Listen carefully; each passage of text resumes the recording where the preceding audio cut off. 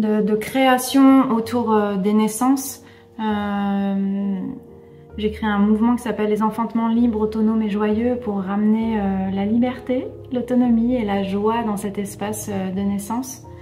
Et actuellement, il y a la création de différents modules autour des arts, des naissances souveraines qui sont en train de se créer au fur et à mesure.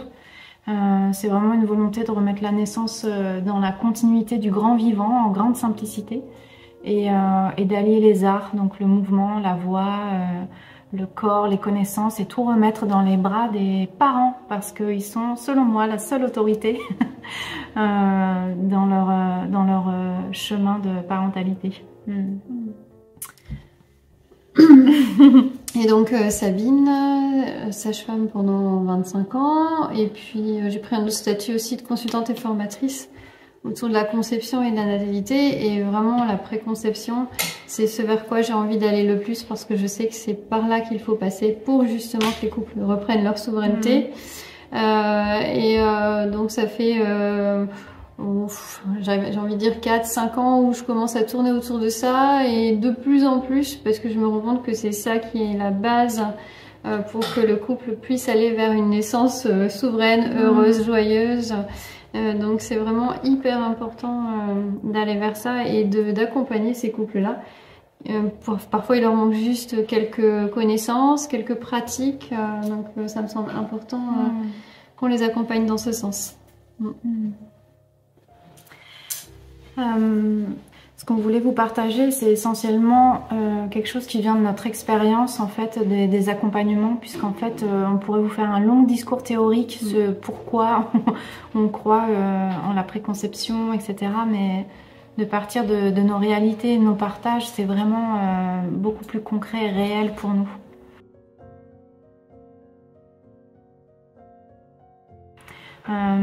Alors pourquoi la préconception? Pourquoi accompagner avant de concevoir un enfant? Et déjà, qu'est-ce que la préconception? C'est en fait en France c'est très peu connu, et cette définition c'est la saison avant la conception de l'enfant. Dans les mémoires transgénérationnelles on parle souvent quand même des 9 mois avant conception, puis on va le voir au fur et à mesure combien cet espace est important. La préconception,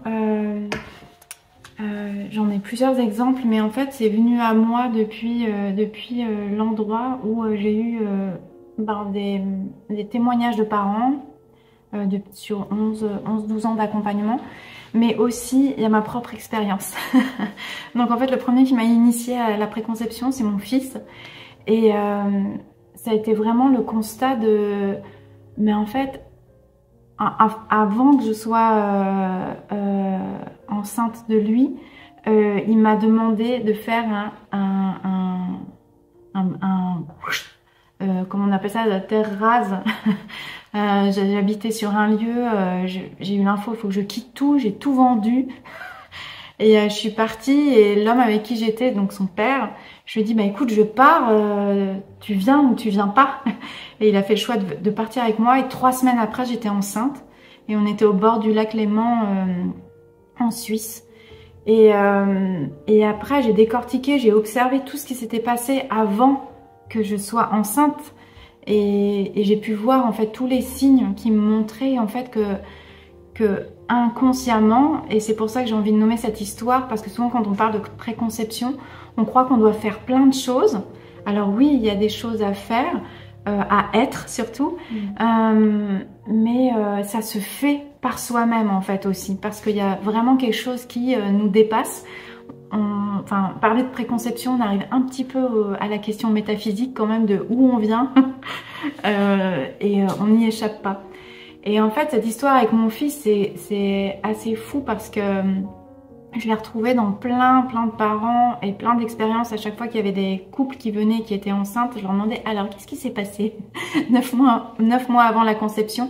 Et à chaque fois, en fait, il y avait des choses qui étaient là. Donc voilà, on pourra un petit peu plus partager là-dessus. Et dans les exemples qu'il y a, pour moi, en fait, il y a des parents, des femmes qui sont venues... pas depuis une difficulté, mais une envie en fait de prendre soin du terreau. C'est comme quand on vient semer une graine ou planter un arbre, en fait on prend soin de la terre avant, on la prépare, c'est sur le rythme saisonnier, il y a toutes ces saisons qui passent et on prépare ce terreau pour le moment où c'est le moment en fait de semer cette graine ou de planter cet arbre.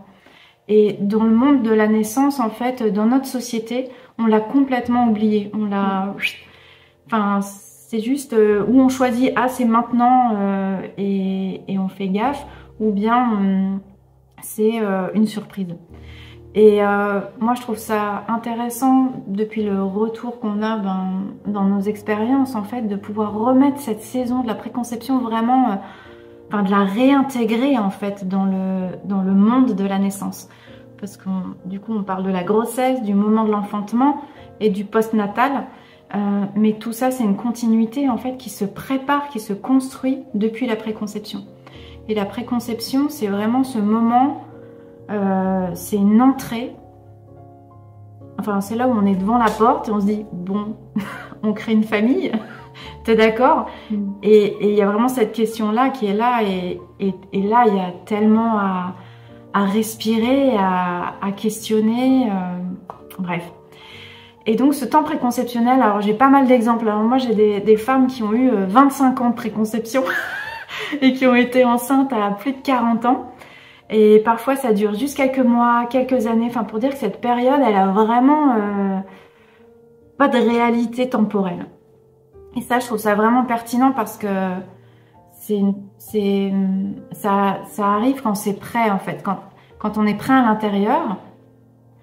Mais je vais me contredire tout à l'heure parce qu'en fait, est-ce qu'on est un jour vraiment prêt à être parent? Je ne sais pas. Parce que quand c'est notre premier, franchement, ben on plonge vers un grand inconnu et en fait, on se fait être parent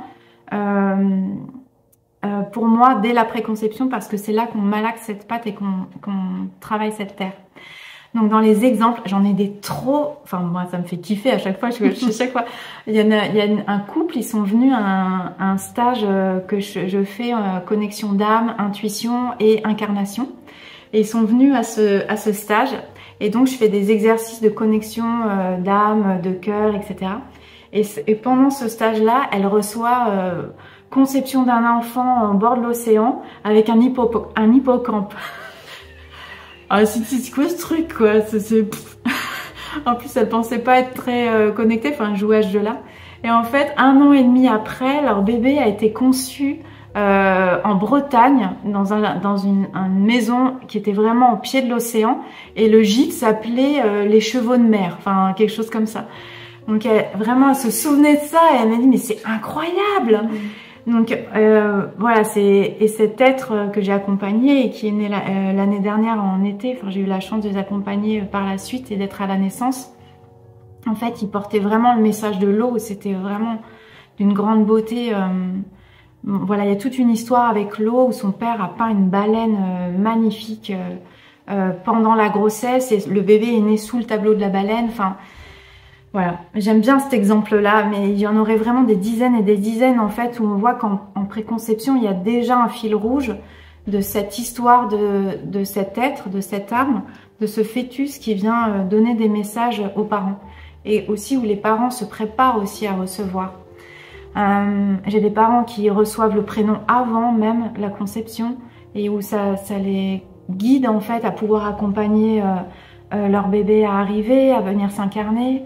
Il y a des mères en fait qui sentent vraiment une présence, d'un coup une présence et pendant des mois, des années sentent et le couple aussi. Enfin, c'est selon nos perceptions, c'est vraiment on sent qu'il est là en fait. Il est là mais il n'est pas encore incarné.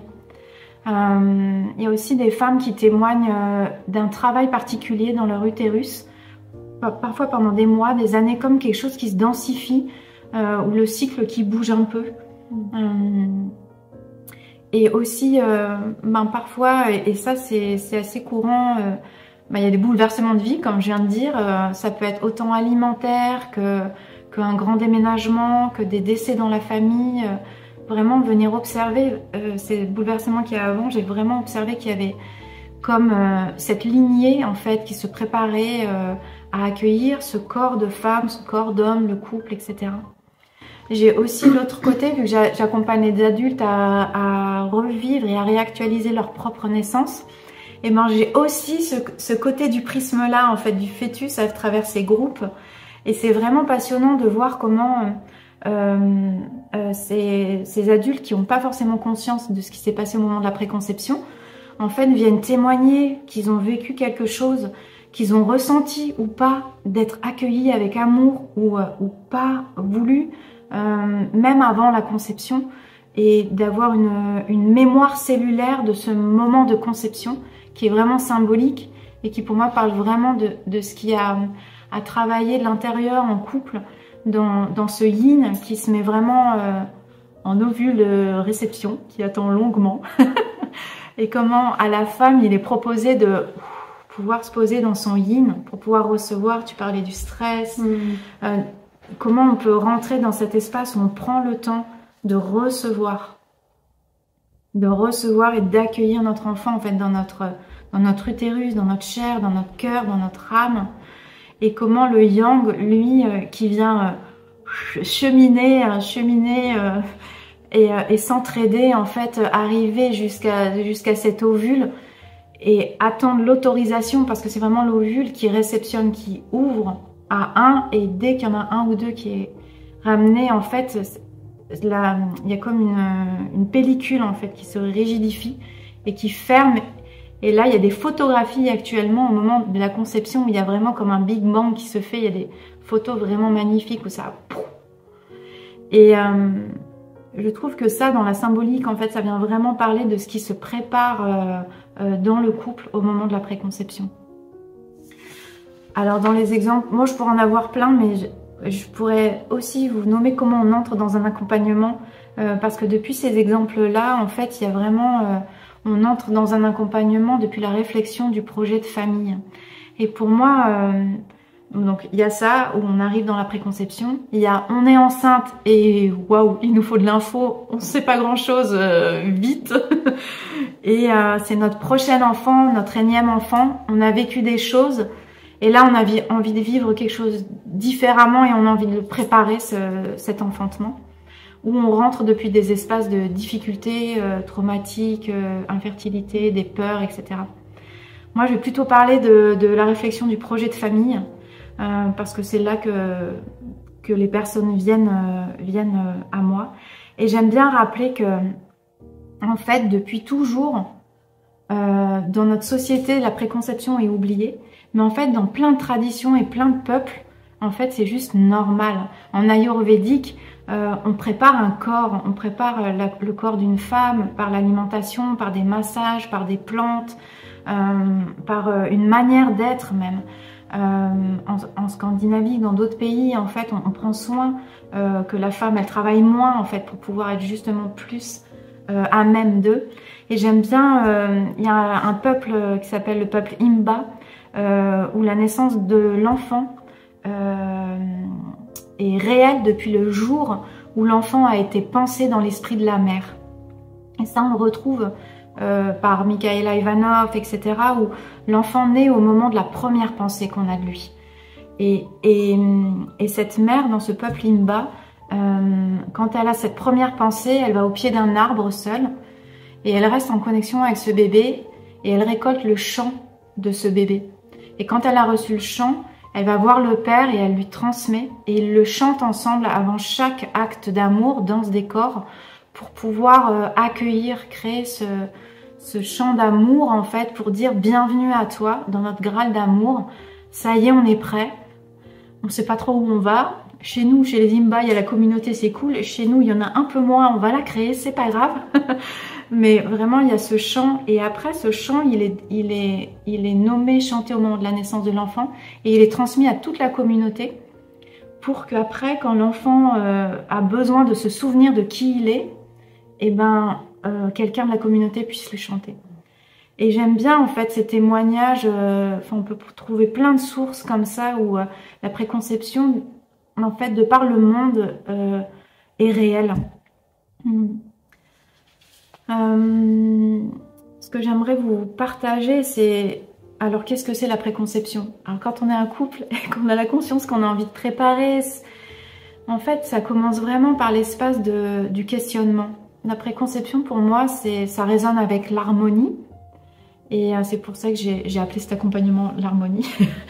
et c'est comment je vais mettre de l'harmonie et me questionner, en fait, sur mon devenir parent. Parce que c'est quelque chose qui se devient, en fait, en étant parent au fur et à mesure.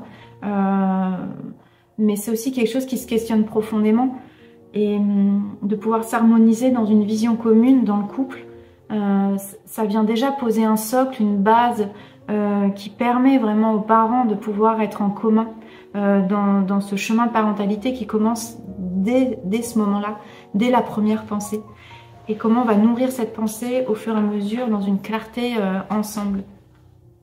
Donc c'est se questionner sur son chemin de vie, sur son chemin de père, son chemin de mère. Et pour ça, j'ai créé un questionnaire de 9 pages, pour vous dire.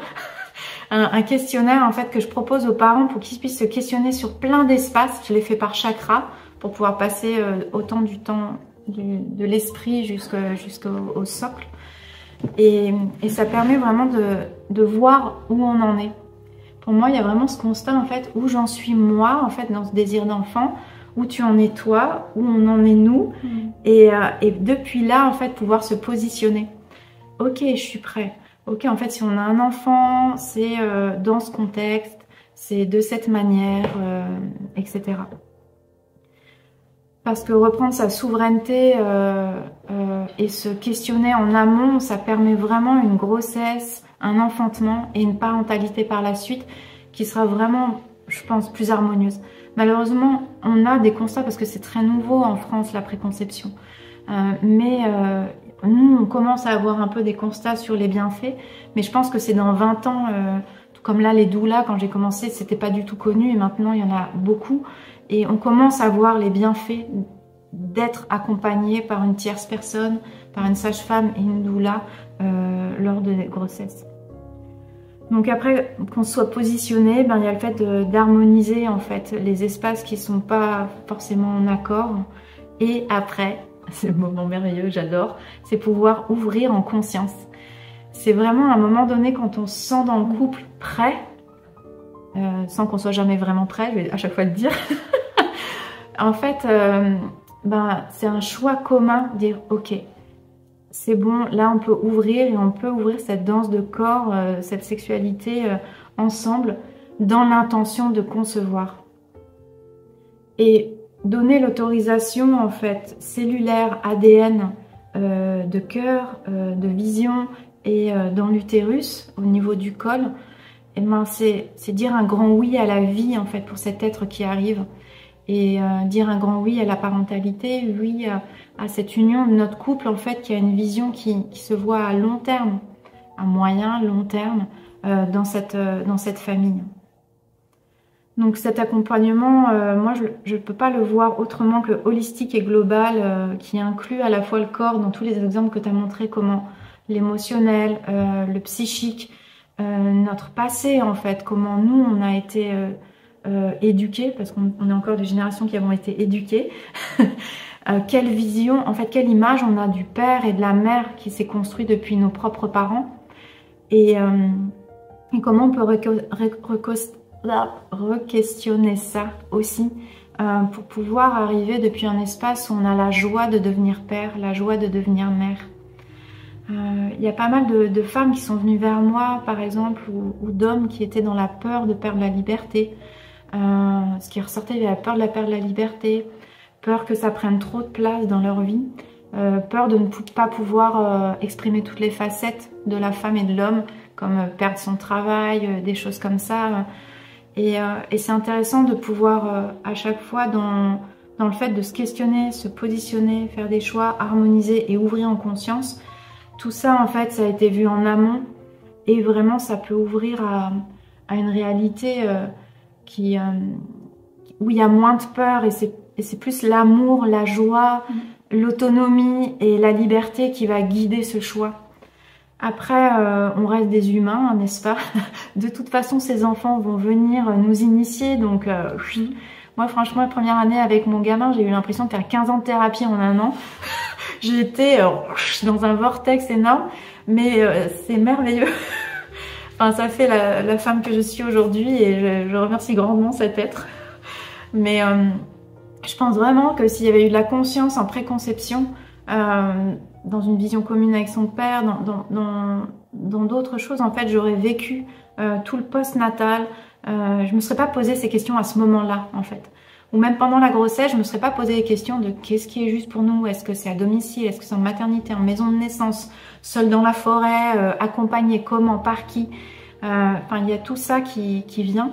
Et après, bien sûr, ça peut changer pendant la grossesse parce que de toute façon, la vie est mouvement, donc c'est une illusion de vouloir figer sur quelque chose, mais surtout dans une parentalité.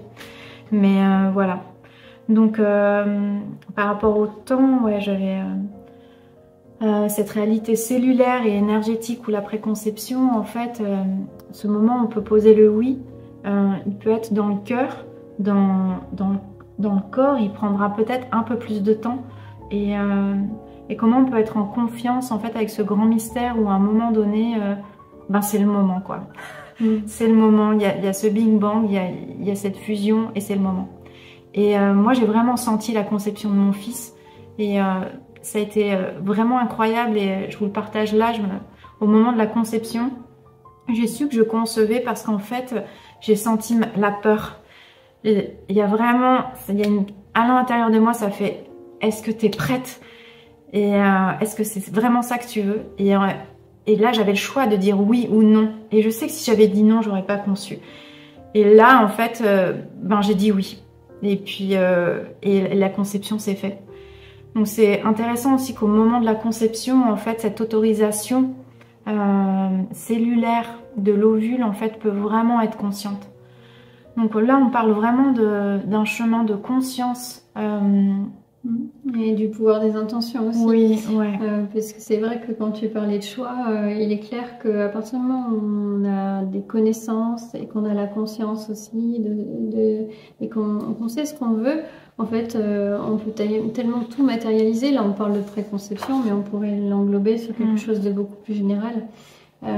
Et c'est clair que c'est important de prendre en considération le multidimensionnel et pas uniquement le physique, l'émotionnel. Enfin, voilà, ce que tu amènes, en fait, c'est aussi ça. Et ouais, il y avait plein d'exemples qui arrivaient là en t'entendant sur tout ça. C'est important pour nous de pouvoir ouvrir à tous les parents parce qu'il n'y a pas tout le monde qui a une croyance. Enfin, nos croyances sont à des espaces complètement différents. Mais quand même, dans ce champ de la préconception, il y a cette question métaphysique dont je parlais au début, où il y a beaucoup de témoignages avec cette réalité d'un contact et qui vient questionner en fait d'où on vient. Et je voulais juste vous nommer un petit peu tous ces espaces dans lesquels on peut se questionner quand on est en projet de famille. Déjà, c'est d'où vient mon désir, où j'en suis avec ça dans un désir d'enfant. Est-ce que accueillir un enfant dans ma vie, c'est le moment pour moi, pour nous? Il y a tout le domaine aussi de la fertilité et la sexualité, en fait. Où est-ce qu'on en est avec ça? Il y a l'harmonie du corps, avec la conscience de l'utérus, la conscience de la semence, l'alimentation aussi. En Ayurveda, il y a beaucoup de massages à l'huile de sésame. Enfin, on pourrait rentrer dans beaucoup de détails, mais c'est pas tellement l'intention. Mais d'en prendre soin du corps qui devient vraiment essentiel. L'harmonie du cœur avec le couple, l'amour pour la vie, d'où j'en suis dans ma propre incarnation, dans mon amour de moi-même, amour de mon corps, de mes émotions. L'harmonie de son histoire, que tu as pas mal nommé, les mémoires de lignée, mes antécédents aussi, en tant que femme. Et l'harmonie du contexte, ça... pour certains couples, c'est vraiment important, pour d'autres, beaucoup moins. Mais ça concerne tout ce qui nous entoure, en fait. Et je vois que dans la Drôme, là où j'habite, il y a énormément de familles qui arrivent de Paris, de Lyon, etc. Parce que dans leur désir d'enfant ou après avoir enfanté, ils veulent accueillir et être parents plus en nature, en cohérence intérieure. Donc ça questionne tout ça. C'est dans quel environnement, quel foyer, comment j'aligne mon travail, la rentrée d'argent, etc. Enfin, dans vraiment ce côté très concret. Puis après, il y a l'harmonie de l'esprit, le lien avec le bébé qui s'en vient, communiquer avec cette âme, où j'en suis dans mon intuition connexion, la conception consciente, etc. Se positionner, ça vient vraiment tout simplement de qu'est-ce qui est juste pour vous à cet instant, pour ce projet de parent, pour cet enfant dans votre couple. Voilà ce que je pourrais nommer ouvrir les portes quand on arrive dans tout ce questionnement et dans toute cette suite. Ouvrir les portes, ça peut prendre plein de formes et j'ai envie de nommer un exemple d'une femme qui essayait d'avoir un enfant depuis un moment et puis elle a contacté en fait qu'avant de devenir mère, elle avait besoin de rentrer dans la communauté des femmes. C'est ce qui lui était venu. Et donc elle avait voulu créer une cérémonie avec toutes ses amies autour de ça. Donc on l'a préparé pendant un temps, mais c'était vraiment dans cette intention de préconception. Et en fait, la conception a eu lieu la veille de la cérémonie. Et donc une semaine après la cérémonie, elle m'a annoncé qu'elle était enceinte. Donc ouvrir les portes, ça peut prendre cette forme-là, que ce soit dans le couple ou en groupe, en cercle. C'est surtout un état d'être, je crois. C'est un oui de l'intérieur et qui va au-delà du mental, parce que le mental, en fait, il pourrait trouver toujours multiples raisons pour pas avoir d'enfant ou pour mettre à plus tard ou pour se sentir comme poussé en urgence aussi avec la question de l'âge. On pourrait en parler aussi, mais c'est un tout autre sujet. Mais voilà. En tout cas, pour moi, cette préconception et vraiment tout cet accompagnement, la naissance, questionne vraiment comment j'accueille un nouvel être dans ma vie, comment j'accueille dans mon utérus, comment j'accueille dans mes bras, dans mon cœur de père, mon cœur de mère, et comment, de manière plus globale, et c'est un peu l'intention de cette conférence aussi, c'est comment dans notre société, en fait, on accueille un nouvel humain, en fait, dans la communauté. Et pour moi, ça parle... Enfin, je ne peux pas m'empêcher de parler de communauté parce que c'est vraiment l'une des choses qu'on observe beaucoup, en fait, le manque de communauté autour de la naissance.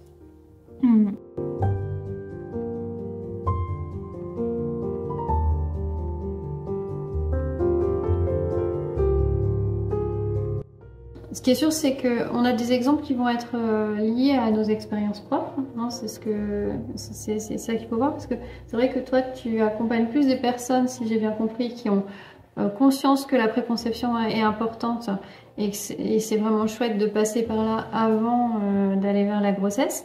Et moi, j'ai tendance à attirer plutôt des couples qui ont des difficultés à concevoir. Parce que j'ai une expérience de 2 ans en assistance médicale à procréation. Et dans les suites de mes expériences, je me suis rendu compte que il y avait quand même beaucoup de couples qui y arrivaient spontanément alors qu'ils ont un parcours parfois très très long.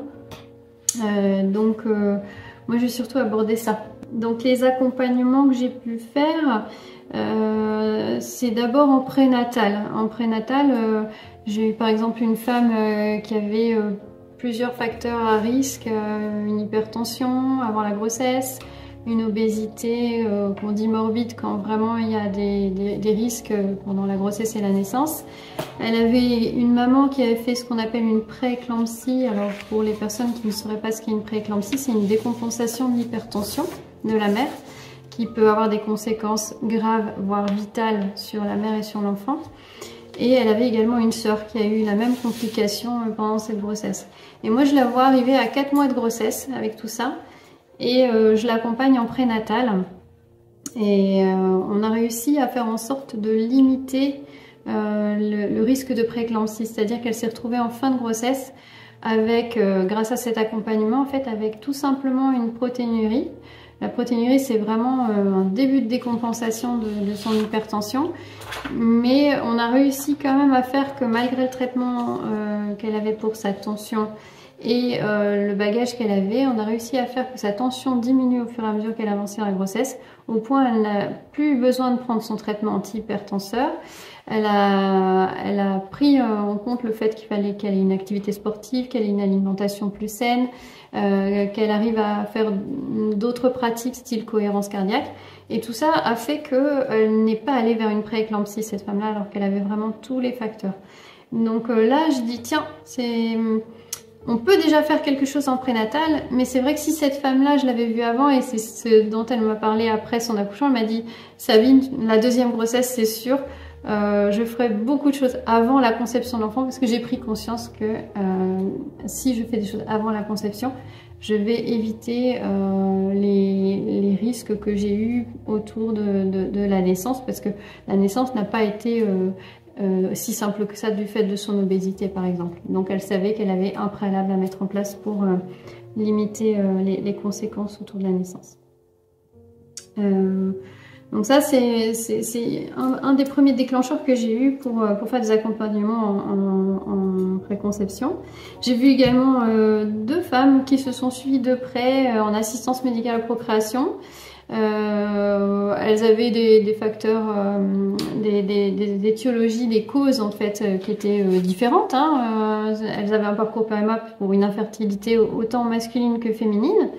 Et j'aime pas dire infertilité, mais bon, j'utilise mon jargon médical comme je l'ai appris. Et ces femmes-là, en fait, on avait instauré dans le service le fait de pouvoir les suivre également en prénatal à partir du moment où elles avaient un diagnostic de grossesse positif. Parce que les couples nous avaient vraiment dit ça serait vraiment chouette que vous puissiez continuer de suivre. On se sent vraiment abandonné quand on a le diagnostic de grossesse positif et que derrière on passe sur un autre secteur d'activité alors que vous êtes là et que on a une sensation d'abandon. Donc on avait instauré ça pour qu'elles puissent avoir une continuité du suivi. J'ai pu les voir jusqu'après leur accouchement, puisqu'entre temps je me suis installée en libéral et j'ai pu les accompagner au-delà. Et c'était vraiment chouette parce que ces femmes, elles ont vraiment, de par leurs expériences passées, compris ce qu'elles pouvaient mettre en place pour faire mieux que sur la grossesse précédente, puisque c'était leur 2e enfant à toutes les 2. Donc elles ont eu des accouchements moins compliqués qu'à la première grossesse, puisque la première grossesse était aussi assistée médicalement et elles avaient eu des parcours très compliqués, donc elles ont fait mieux de par leurs expériences. Et toutes les 2, elles sont revenues en postnatal après en me disant non mais là... vu notre parcours, ni l'une ni l'autre n'avait besoin d'une contraception. On m'a dit c'est pas la peine qu'on ait une contraception, de toute manière ça marche pas tout seul, donc ça sert à rien. L'une d'entre elles m'avait dit oh mon idéal de famille ça serait 3, mais bon ça serait vraiment une belle surprise si ça arrivait spontanément, mais je ferais pas à nouveau de parcours de PMA. Et la deuxième m'avait dit non franchement moi je suis sûre que ça ne marchera pas sans PMA. Et elles sont revenues toutes les 2 me voir avec des diagnostics de grossesse pour leur 3e enfant, des grossesses spontanées à quelques mois d'intervalle, toutes stupéfaites en me disant mais c'est pas possible, comment c'est possible qu'on soit enceinte spontanément alors qu'on n'a pas réussi jusque là. Bon alors on pourrait trouver plein de choses, hein, le lâcher prise, le fait d'être vraiment dans l'amour dans leur couple et puis on n'y pense pas et puis c'est le bon moment, voilà, on pourrait trouver plein d'arguments, mais je trouvais ça assez intéressant de vous le partager parce que quand on suit les femmes pendant plusieurs années, on voit vraiment que l'expérience joue énormément sur leur parcours. Après, je peux vous donner plein d'autres exemples que j'avais donc un petit peu notés quand même pour ne rien oublier. J'ai une femme par exemple de 33 ans qui avait un désir de grossesse depuis 2 ans. Elle avait fait un début de parcours d'assistance médicale et on n'avait rien trouvé au niveau médical. On appelle ça une origine idiopathique quand c'est comme ça. Elle a commencé des inséminations artificielles puisque ça faisait quand même un moment qu'elles essayaient spontanément. Et elle est venue me voir en entretien préconceptionnel pendant une pause, puisqu'une amie lui avait dit tiens, peut-être que tu peux aller voir cette personne-là, elle peut peut-être faire quelque chose pour toi. Et ce qui est ressorti principalement, c'est du transgénérationnel. Vraiment une histoire familiale qui était souffrante, avec une phrase clé qui l'a fait pleurer pendant quelques minutes, qui a été « Je ne veux pas reproduire ce que ma famille a fait ». Et cette phrase clé, ça a été vraiment le déclencheur d'une émotion extrêmement forte qui lui a permis vraiment de lâcher beaucoup de choses par rapport à son histoire familiale. Et 3 semaines après l'entretien, elle m'annonce un début de grossesse spontanée.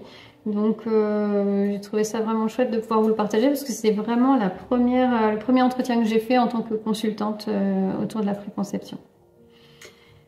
Ensuite, j'ai vu une femme de 28 ans qui a eu un accouchement traumatique. Alors, je vous passe les détails, j'essaye de faire vite. Extraction, hémorragie de la délivrance, des problèmes au niveau du périnée. Elle vient me voir en postnatal suite à ces problématiques de périnée avec des douleurs au moment des rapports.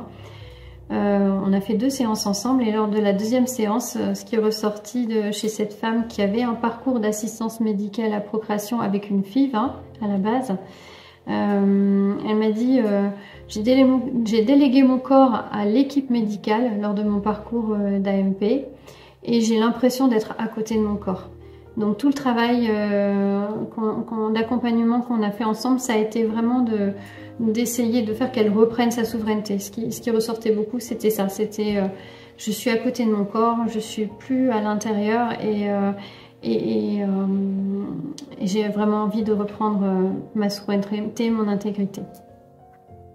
Et ce besoin a été exprimé, émotionnellement parlant aussi, et derrière, ça lui a permis de se sentir bien mieux.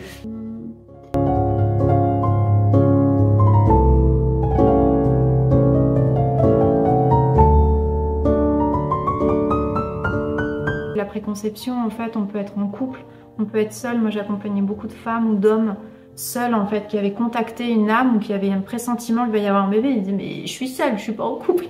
Et en fait, de manière assez spontanée, derrière, il y avait un couple qui se formait et hop, la grossesse arrivait. L'entrée en préconception, parfois, ça vient aussi avec le questionnement de j'arrive à la quarantaine, j'aimerais avoir un enfant, j'en ai pas.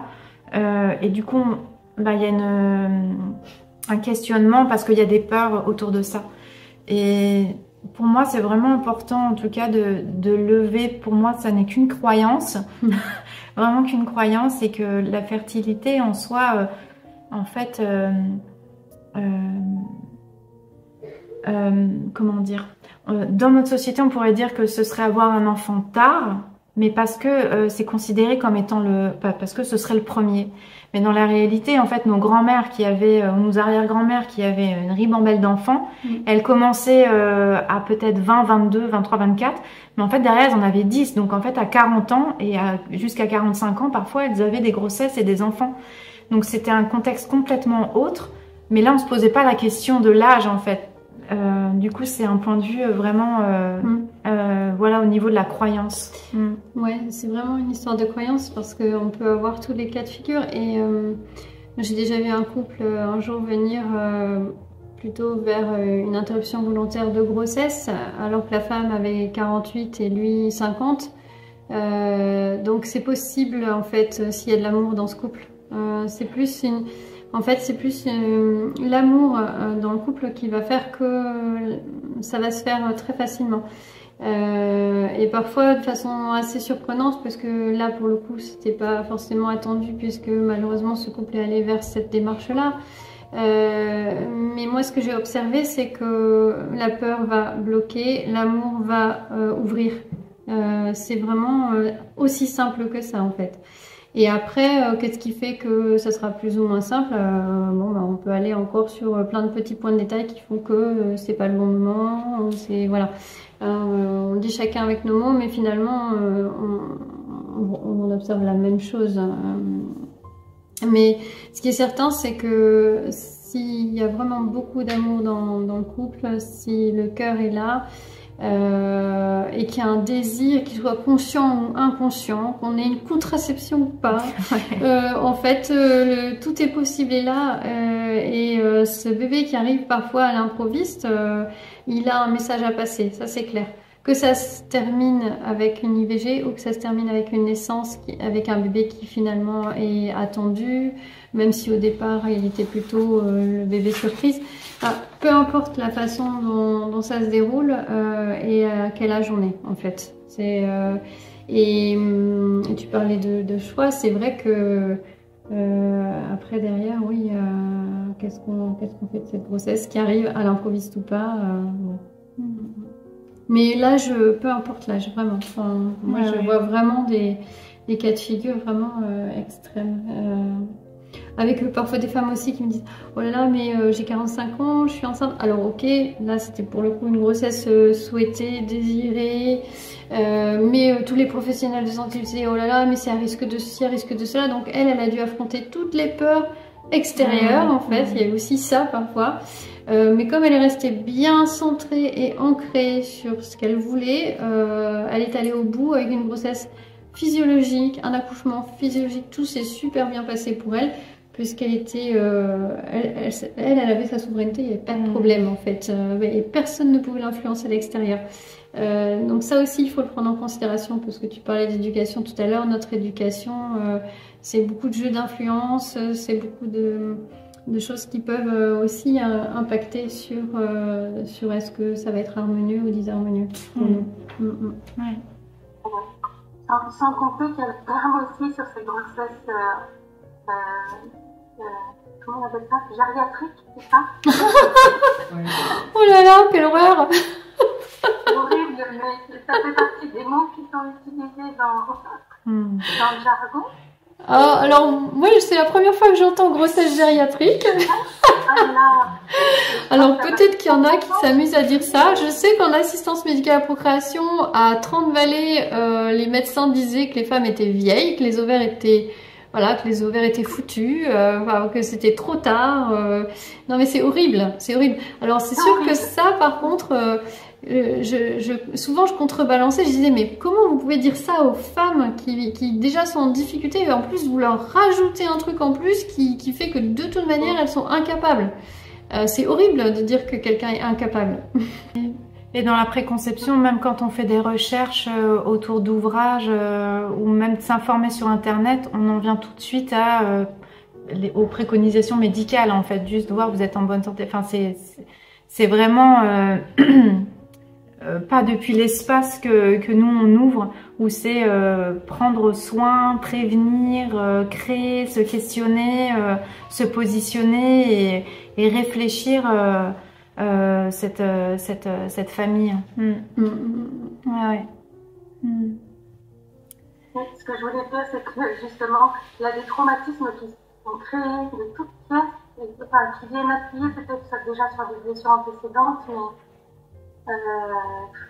oui, parce que ça touche l'émotionnel quand un médecin vous dit quelque chose comme quelque chose vraiment qui est figé et qui ne peut pas changer. C'est comme, j'allais dire, on pourrait prendre un cancer aussi quand on vous dit vous allez mourir au bout de 4 mois. Alors que non, en fait, je prends des détails aussi extrêmes pour dire qu'effectivement, il y a un gros boulot côté soignant aussi pour que ça change. Je vois comme c'est difficile là. J'aurais aimé avoir des consoeurs sages-femmes ce soir aussi, par exemple. Donc il y a du boulot côté soignant et côté formation des soignants pour mieux soigner encore derrière, ou en tout cas, je préfère dire accompagner et prévenir plutôt que soigner, ça serait encore mieux aussi. Mais il y a encore du boulot à ce niveau-là. Dans les derniers couples que j'ai accompagnés, franchement, en tant que doula, j'ai l'impression de devoir récupérer comme ça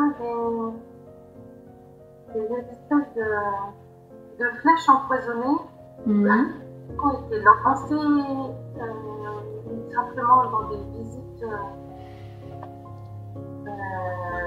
dans des milieux hospitaliers par exemple, ou en cabinet.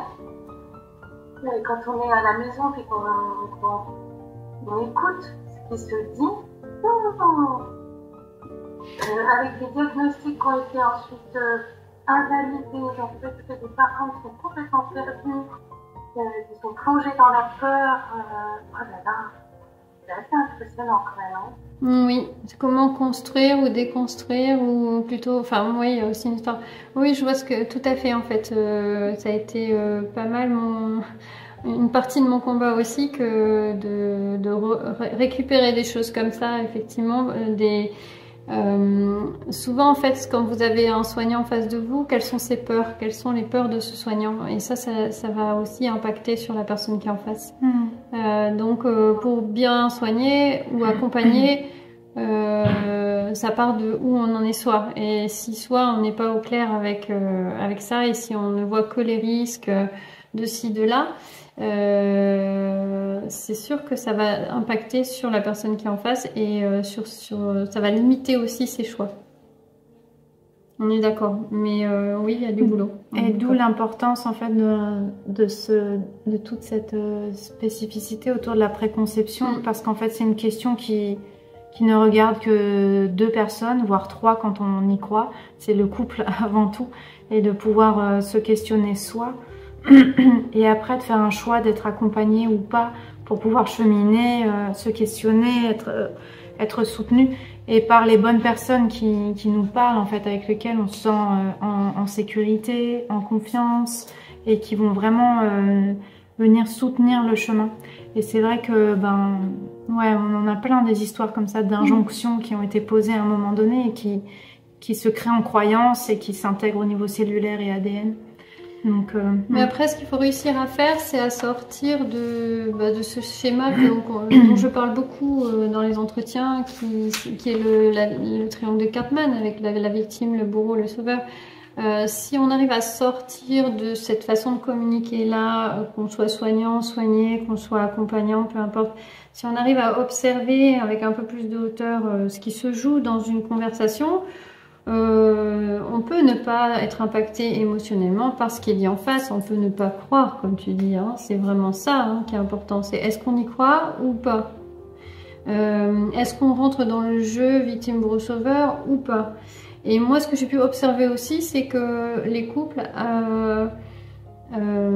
si on va sur le côté plus un peu spirituel, ils ont l'accompagnement dont ils ont besoin à un instant T, et si ça ne leur convient pas, ils peuvent aller en chercher un autre. Qu'est-ce qui fait qu'ils restent dans ce type d'accompagnement? Est-ce que justement ce type d'accompagnement les sécurise ou pas? Pourquoi est-ce qu'ils ont choisi tel professionnel ou tel accompagnant? Tout est juste. Pour moi, en fait, de ce que j'ai pu constater, tout est juste. Et même au moment de la naissance, qu'est-ce qui fait que on va tomber sur une équipe telle que celle-là ou pas? Qu'est-ce qui fait qu'on va rester dans la physiologie ou qu'on va aller vers une césarienne? Et quand je regarde a posteriori ce qui s'est passé et le profil de personne que j'ai en face, tout est juste.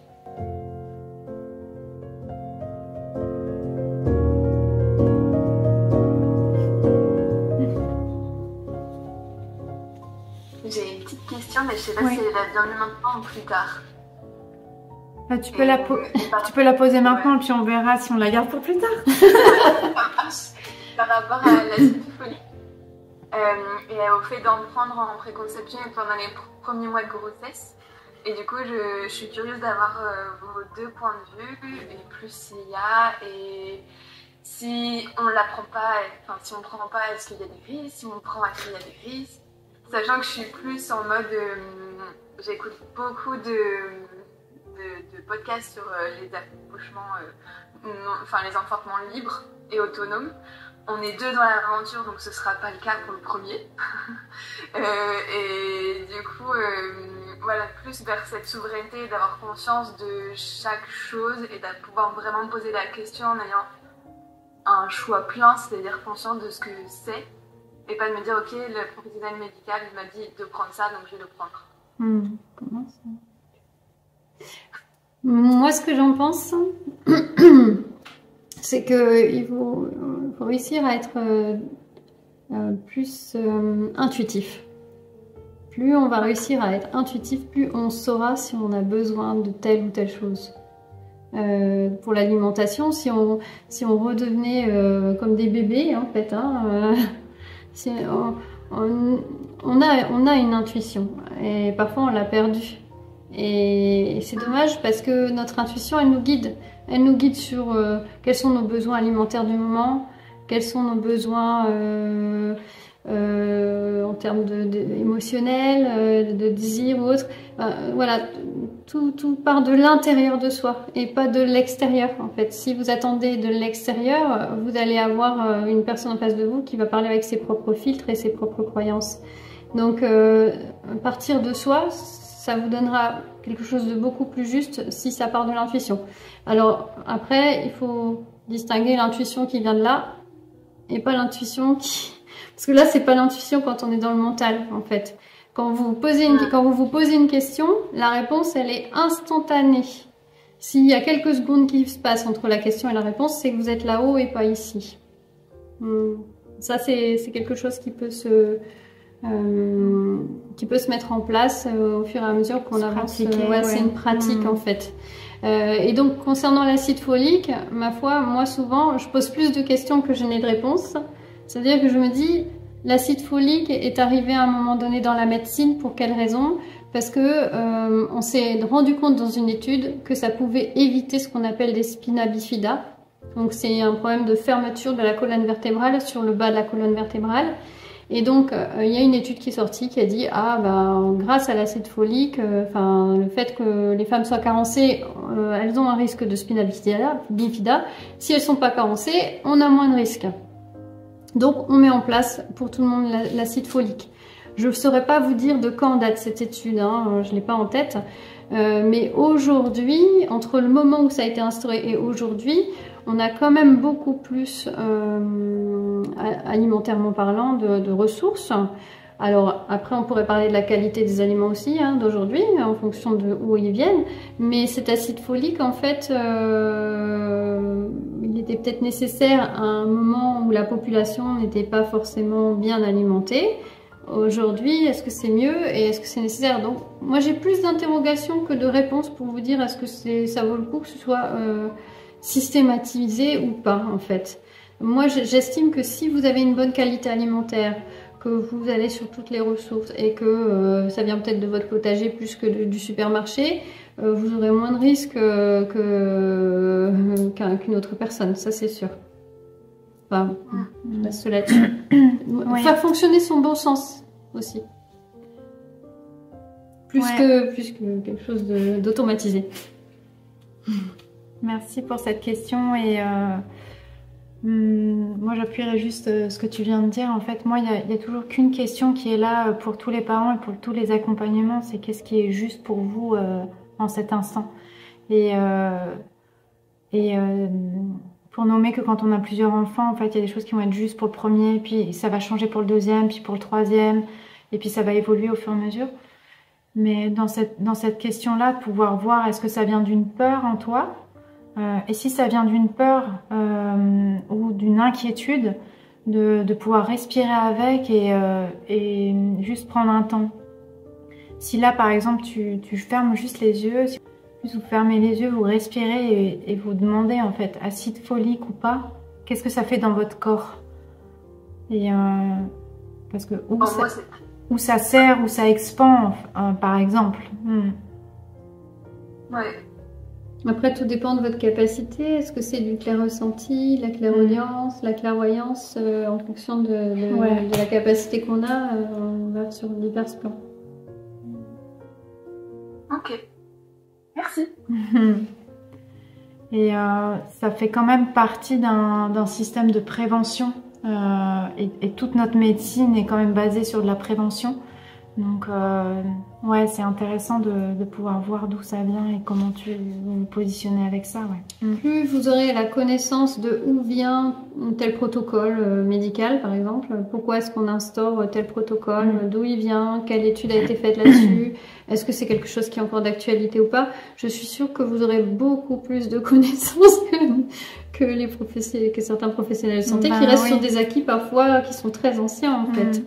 Et est-ce qu'il y a une remise en question de ça à un moment donné ou pas En tout cas, merci pour ta question, Victoire, parce que ça illustre exactement ce qu'on nomme, en fait, le fait de se poser une question et d'aller chercher de l'info pour pouvoir faire un choix éclairé.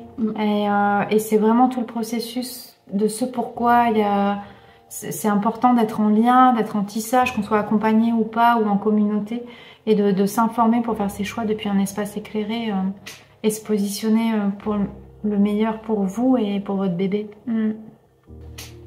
Est-ce que vous avez eu des adultes qui sont venus avec une question qui n'est pas d'ordre physiologique ou de peur ou émotionnelle, mais une question autre, comment vous pouvez m'aider à me positionner par rapport en tant que parent, ou me positionner quel est mon rôle, comment je peux rentrer en lien avec cet enfant et je suis là pour quelle raison, quoi. Ouh, ça fait beaucoup de questions. Ben oui, bien sûr, Pierre.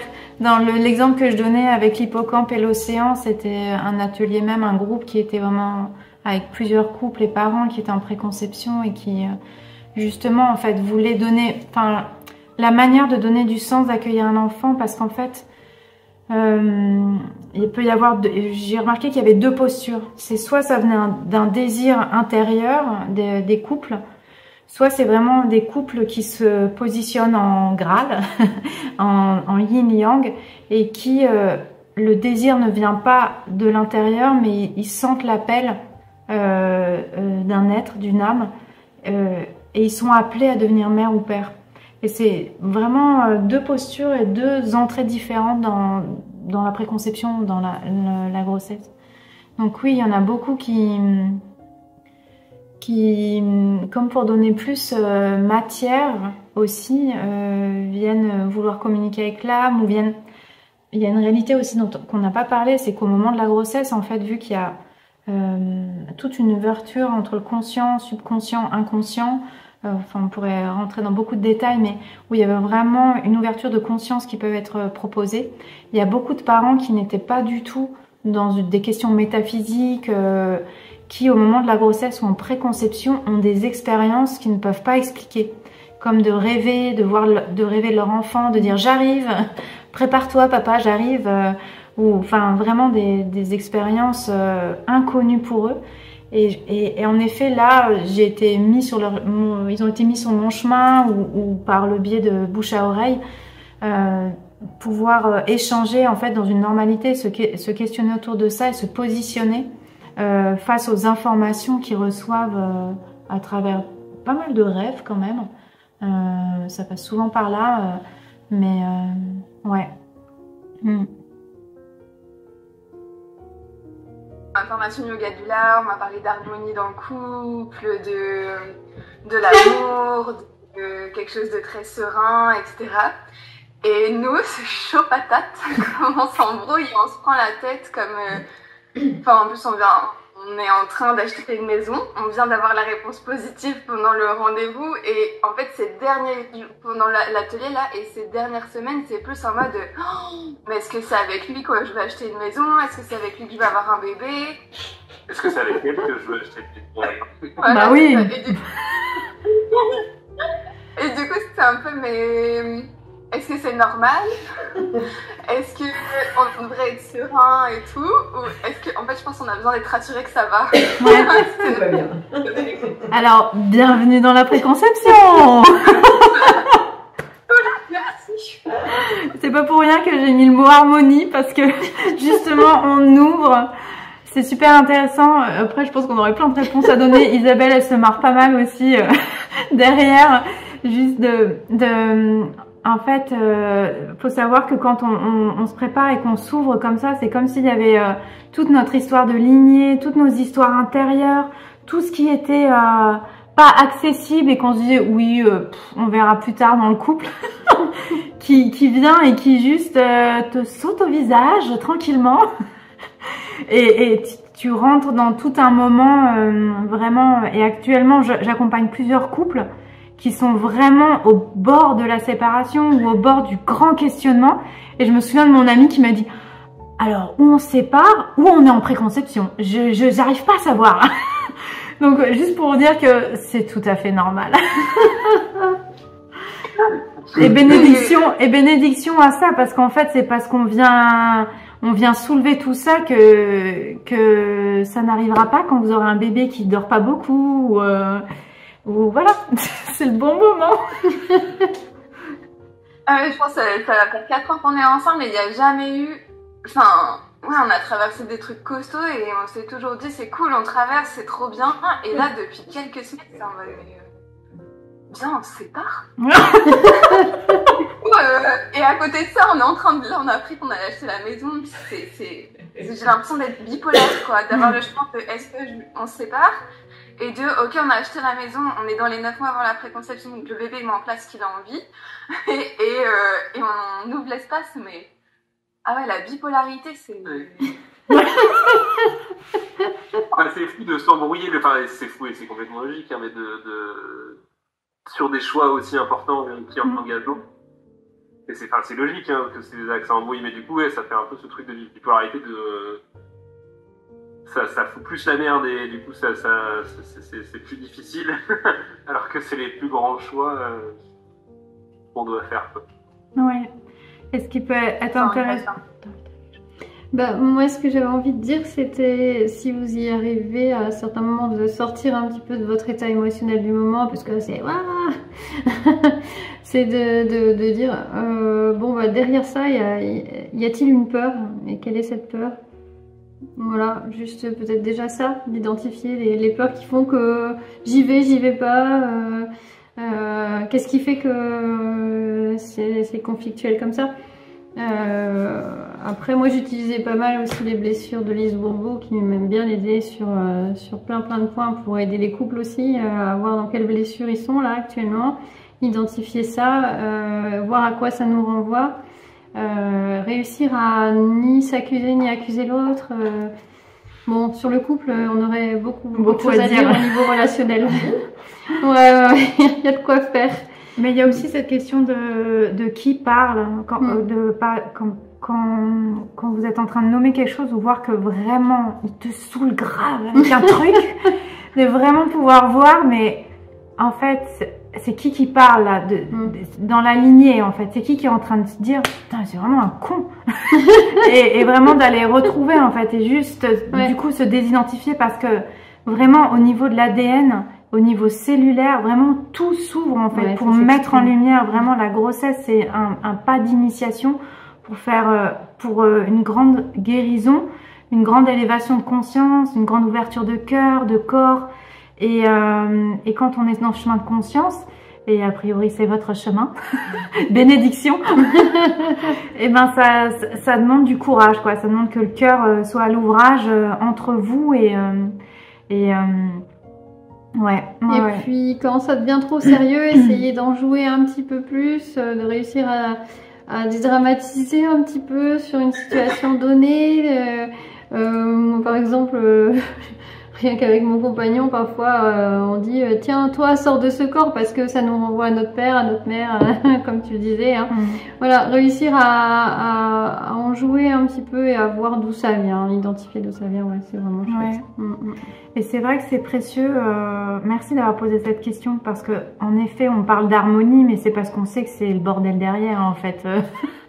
Que quand consciemment on ouvre à ça, ben ça peut être complètement harmonieux. Hein. J'ai pas envie de faire de généralité, mais il y a quand même cette réalité que on fait les plus grands choix en fait, et puis on rentre dans cette ère de la grande responsabilité. Et franchement, en général, on n'a pas envie d'être responsable. Donc, il y a toutes les petites voix là de petits garçons, petites filles qui disent « Oh, pitié, non !» et qui veut échapper en fait à cet espace de responsabilité intérieure. Et c'est vraiment le passage à l'adulte. Et en fait, vu que dans notre société, on n'a plus de rituel de passage à l'adulte, c'est souvent quand on devient parent qu'on passe ce passage à l'adulte. Avant, on est un ado pendant très longtemps. Et en fait, ce passage, il se fait en même temps, en fait. Et du coup, c'est un peu beaucoup.